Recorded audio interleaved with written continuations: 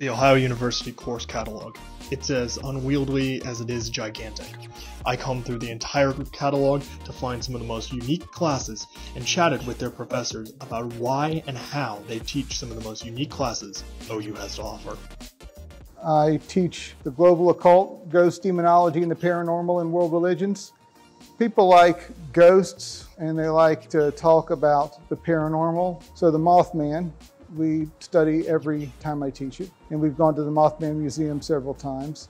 So anybody who's interested in anything vaguely weird ends up in the class or tries to get in anyway.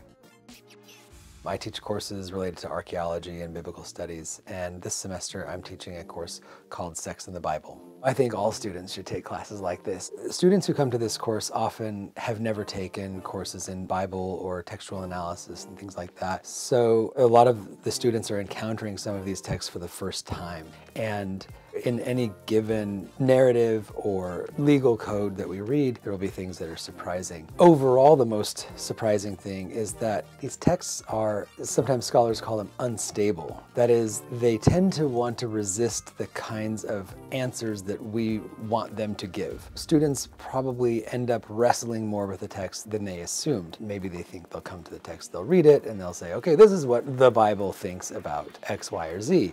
But in reality, there's a lot more complication in trying to get the Bible to answer questions that we ask of it.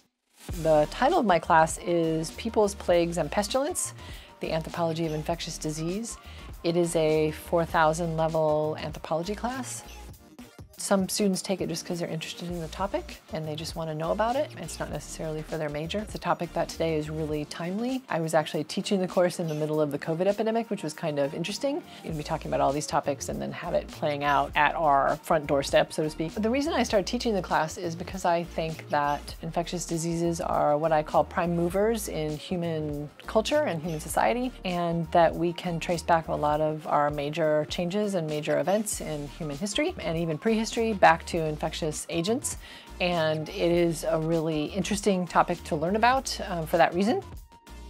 I teach AT 2960, which is Health and Injury in Performing Artists. One of the things about this particular class that makes it very attractive is for the bricks component of natural world. And when someone sees, well, I can study health and injury in performing artists and get credit for natural world, because it is a science class, it's legitimately a science class. So in performing artists, what a lot of people don't realize is they are super physical. I mean, the kinds of things that they do, it requires a lot of physical demand. Some of it's very repetitive, but then some of it is very arduous and, can lead to traumatic types of injuries. So we have repetitive injuries, traumatic injuries, and a lot of times they just need some health advice that's directed towards the kinds of things that they do. So the real problem is that performing artists typically do not get the kind of care that we might expect for athletes to get. So they're very much an underserved medical population.